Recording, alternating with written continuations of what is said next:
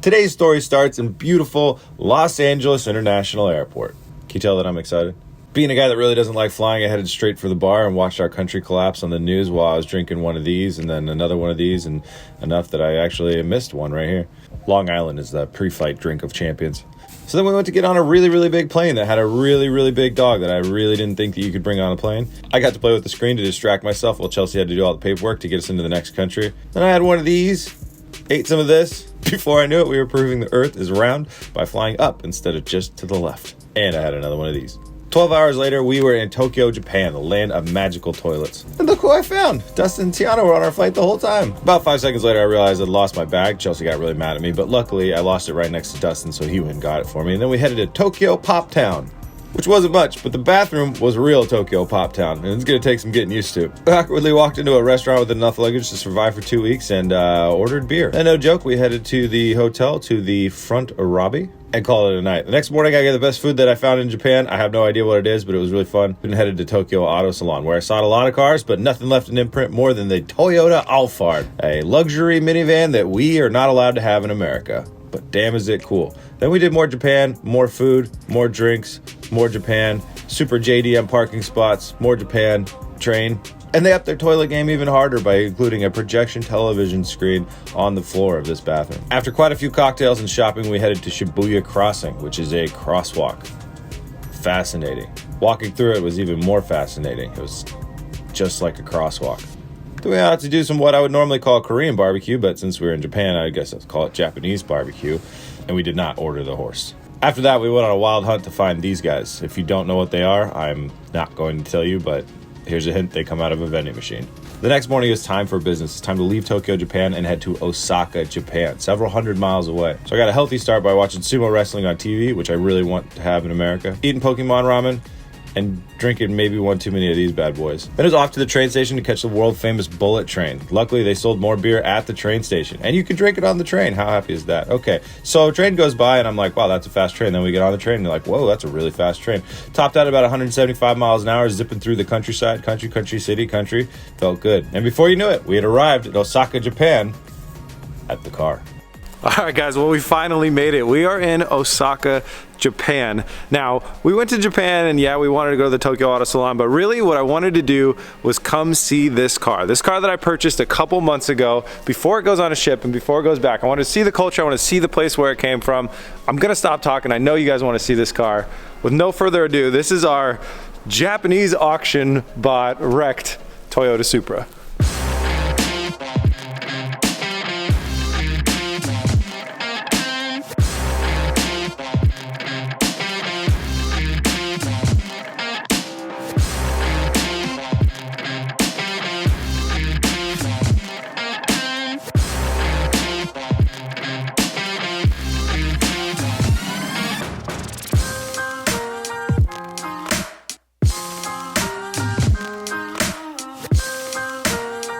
So we literally got this thing off of the rack a couple minutes ago. I've just had a couple minutes to look through it, everything, and I'm gonna show you all through the car and what we got. But sometimes, you know, when we're bidding on these auctions, there's a few unknowns. There's translation issues, there's a lot of fun stuff. It's a bit of a gamble. It's not like the salvage auctions, because people are a lot more honest, but it's a different way of doing things, and it was really, really fun, and I'm really, really happy with what we got out of it.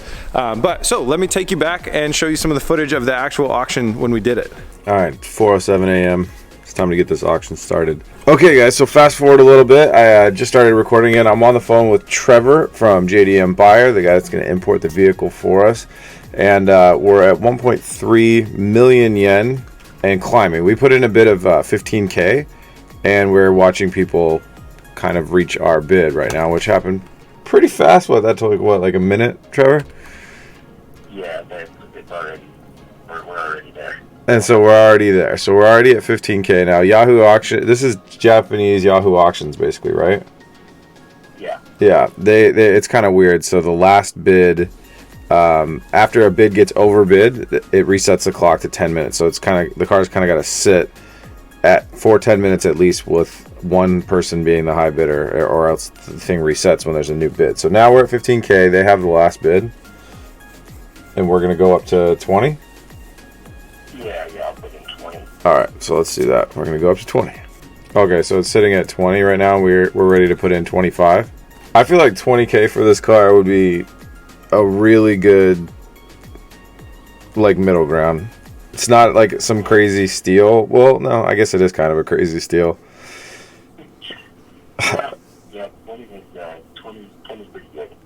It's just so weird to say that. Like, it's so weird to say that because back when I started even working on cars, you could go just buy a Supra in the U.S. for 20K that was, like, not crashed. Right.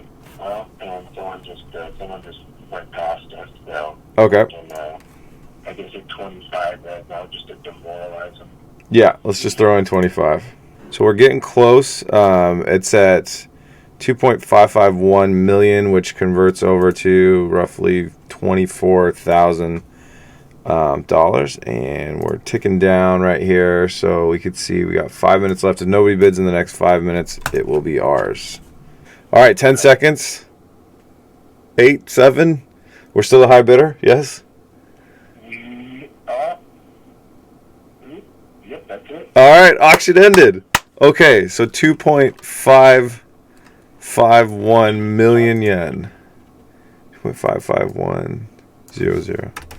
So roughly 24,000 and change. Bought ourselves a Supra. Hell yeah. Not bad for 5 in the morning. So this guy right back here is Trevor from JDM Buyer, and that is the importing company that helped me bring this car in. You guys remember when I got the FD for like $3,000? Same company, same process, except we're seeing the car in person here in Japan before it goes onto a container. So you guys, there's going to be a link in the description to go to JDM Buyer if you're looking at importing a car. I get so many emails after we did the FD of how you did it, how where do you find it, blah blah blah. It's super easy. JDM Buyer. You'll email Trevor over there, and you'll get talking about how you can find a little diamond in the rough. So we got this car for a little bit between, somewhere between 23 and 25,000 US dollars, depending on the exchange rate and everything else like that. And it's totally worth it, even though it's crashed, because of the price for these ones and how fast they go up in the United States. So this is the turbo manual transmission model. So when you have both of those things going for you, it becomes a very expensive car. The transmission for this car, they often sell them for $12,000 alone. So if you think about the fact that I got an engine that works and the rest of a car for the other $12,000, it's totally a slamming deal. The story behind this car, as far as the wreck, as far as what we know, is that it was a rainy day outside and someone hit a guardrail. So probably hit in the front, wrapped around the back, barely cleared the door, which is really nice. So the door is not damaged at all except for the handle mechanism, and then came back in this rear quarter panel, which is going to be a focus of a lot of the work that we have to do for the repairs, because it's not just a bolt off, bolt back on part. Also, the rear control arm was snapped, but the guys here at the importing place, you can see there's all these other awesome cars and stuff being imported here. They had to repair that lower control arm for me just so they could be able to move it around the shop and get it to the places they needed it to go. We did a little bit of digging into the receipts and the paperwork that was in the car, so we knew the story of how it got crashed, but I was wondering, okay, how long did this thing sit around? Looks like it was crashed in 2013 and then sat until they put it up on Yahoo Auctions when we bought it there in, what was it, 2019. So when you're buying a car like this and you're going to import it, you have to buy a car that's 25 years old, and this one is able to be shipped over to the United States in a couple days. It can literally leave here a couple days from now, no earlier than that. It couldn't have left anyways. Goes onto a container. By the time the container reaches the United States, this thing will be exactly 25 years old, which is great. So it looks like the interior is pretty clean. Supras have that historic kind of fighter pilot cockpit feel to them when you're driving around. Everything is driver focused, which is really nice. I had a where's the clutch pedal? Oh, it's on the floor. Oh yeah. So the slave master cylinder on this car is bad as well. So in the auction documentation, it just said like transmission not connected, but that was a translation error. Really, what it meant was the slave cylinder for the clutch is bad. So yeah, the door panel fell off of that side, probably something peeled off after the accident or something. Free, like what looks like a little GPS computer. The stereo got pulled out by the previous owner, but as far as the dashboard and everything, it's like really nice condition. Door panels are in really nice condition. Steering wheel is great. So that's a really big plus. The only problem is steering wheel's on the wrong side, which we will talk about. Comes with tons of Japanese mint and Japanese gum. Only 7 years old now. I just realized while sitting here, I've actually never sat in one of these Supras in my life. So this is a pretty cool moment. This has been a dream car of mine for a very long time. I was definitely one of those Fast and Furious fanboys. And then my first car was the Supra that came before this, the real nice boxy one. That was actually my first car I ever had. So I've had my eye on these cars forever, but they've always been completely out of my price range. In America, in this configuration, these cars easily sell for $80, $90, sometimes $100,000. They do go cheaper, but it's always a gamble on what you're going to get out of it. The big thing is the transmission, really, which is a weird, like, little very, very important part. So imagine you didn't buy the turbo model. So you could say buy one of these in America or in Japan. If you don't buy the turbo model, you don't get the turbo transmission, and that's the bulletproof transmission that can hold 800, 900 horsepower and not blow out on you. So that's a very, very valuable piece. So the engines are very cheap. You can buy these engines online from the newer generation Toyotas that use them. I have before on my BRZ, and you can get the engine for $2,000, $2,500, do all the work that we're going to do anyways with the turbocharger, and you could have a turbocharged manual. But without spending that $12,000 on that manual transmission, you get the very, very much less durable, they call it a glass cannon transmission that blows out about 400 horsepower, just grenades itself. So even though this thing was in an accident, and probably to Japanese standards this thing would be a salvage car, I know American standards, most likely, depending on your insurance company, this would be a salvage car. When it comes over to the United States, it will not have a salvage title, because that's not really how things work. Side note, you guys want to see something super sketchy? If you look right down here where my finger is, that blurry thing right there, that's a screw, like a set screw that went from the back of the headlight and stabbed into the battery, and nobody noticed it, but we're gonna have to pull the battery out of this thing with the headlight pieces and throw it away real quick. It's not going on a shipping container like that. So at this point, I imagine quite a few of you guys are kind of yelling at your screens, especially people that have watched for a while, saying, Chris, you did this before, you bought an FD, you brought it over, you rushed the rebuild process, and then you sold it for a huge profit, and then we never really got to see it on the channel. I can promise you that this won't be the same type of situation. This is a much more expensive car. It costs almost 10 times the amount of money for me to get, but this is also a car that's, well, FD's on my bucket list for sure. We were just talking about how to get another one. But this car has a lot of value, and this car will continue to go up in value as well. Now, the reason that I sold the FD and the reason I wasn't using it a lot was because it was right-hand drive. Now, this car is also obviously right-hand drive as well. So the question is, how is this going to change? What's the game plan for the car and everything like that? So I am going to rebuild this thing back up, and I'll talk about mods and everything in a second. And then if for some reason I'm not driving it because I don't, because the right-hand drive is still too much of a pain, because it may be, I'll be really honest with you guys, I don't enjoy driving right-hand drive, but so if for some reason I'm not driving it enough, left-hand drive conversion. I know it sounds so crazy to do, but we can buy all of the parts that we need. So the dashboard, and then I think a lot of the stuff that goes into the dashboard will still plug into the other way. A different steering rack. There's enough parts on the market still for these cars that we could do a left-hand drive conversion on this car. The other thing is, I think it will raise the value of the car a lot. So to get one of these into the 6-figure range, it needs to be a couple things. The body needs to be super, super clean. Obviously needs to be that turbo with that 6-speed manual, and it needs to be left-hand drive. The right-hand drive ones are going to go for significantly cheaper because it seems like you just found a clean one in Japan and imported it right over, which is obviously what's happening with a lot of people. But a lot of collectors don't want a car that seems like it was from Japan, and they also don't want to be driving on the wrong side of the road. Given the damage on this car, it would be really, really easy to just take my cutoff wheel, kind of come through here and slap a wide body kit on it here, and then obviously wide body front fenders, wide body front bumper, get a carbon fiber hood, and we'd be like really, really quickly back up and running. The guys here have actually ran the engine before. They say the engine runs great, sounds really strong. Now, a part of me really, really wants to do that, but I actually want to build this car a little bit more up to like a collectible spec, but I also want to keep it for a long time, and I really want to drive it for a long time. I'm trying to build a car collection of cars that will appreciate in value. They're going to go up in value every year. So if I don't drive it a ton that year, I don't look back and say, oh man, it lost so much value. Like my Aston Martin loses value every single year. This car will go up in value every single year, which is really nice. So with that being said, the game plan for this car as far as body wise is we're going to keep things pretty timid, pretty tame. Maybe lips and different things like that, trim pieces to make it look nice, but everything's going to go back to stock on the body. We're not doing a wide body, just replacement of the quarter panel, replacement of the fenders, the bumpers, the hood, and all of that stuff to keep it looking nice. Now, I think the value would stay higher if we keep it this silver color, but to be honest, I'm not a huge fan of the silver color, so we may do a full respray on it. On the engine side of things, we have to do more modifications. We cannot leave it stock like this. It may keep the value higher, I'm not really sure, but it's just totally not worth it to me because this thing has so much unlocked potential. So we'll definitely have, you know, single turbo, nice Garrett single turbo on here, intake manifold replaced, upgrade our clutch and all that stuff. I'd like to get this car to 6, 7, maybe 800 horsepower. I don't really want to rebuild the top end, so we're probably just going to push it as far as we can before we have to mess around with the heads or the cams or anything like that.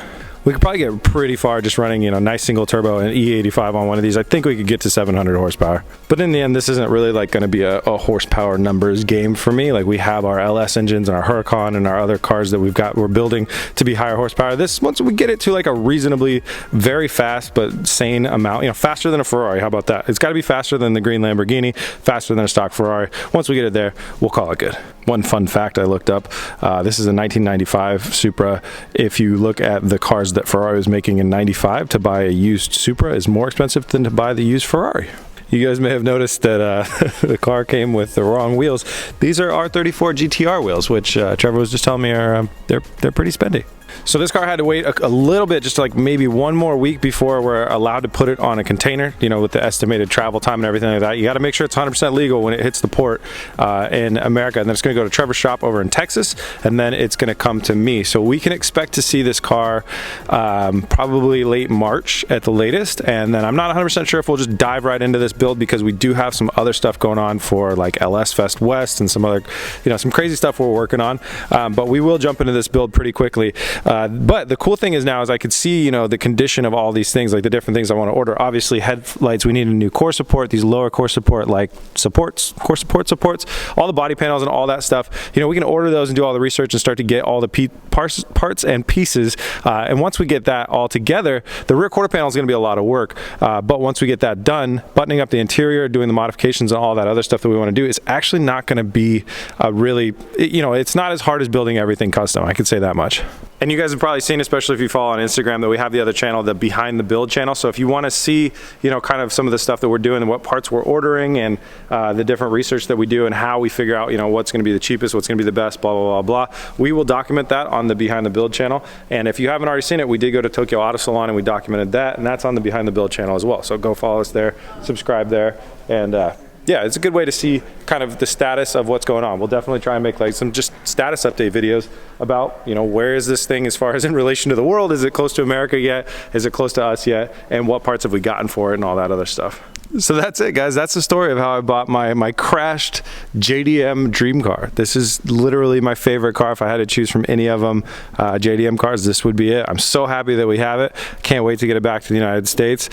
I do miss my FD, and we've actually been talking. I think it might be time to just build a collection. So how about an R33, an FD, and a Supra? I think it would be great to have all of them. I don't know if we can build them all this year, but we are going to be doing some shopping, to say the least. It's kind of funny how this ended up. A couple American guys went onto a Japanese website, bought a car in Japan to ship back to America, but I went to Japan to see it before it goes. And I'm really glad I did. The Japanese culture has been so much fun to see, learning all the different things here, like taking the train back and forth to everywhere. You have to take the train everywhere.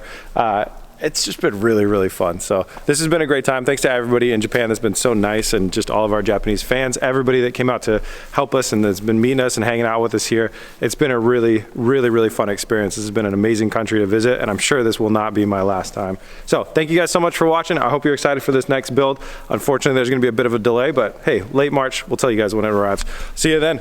Peace! Come on.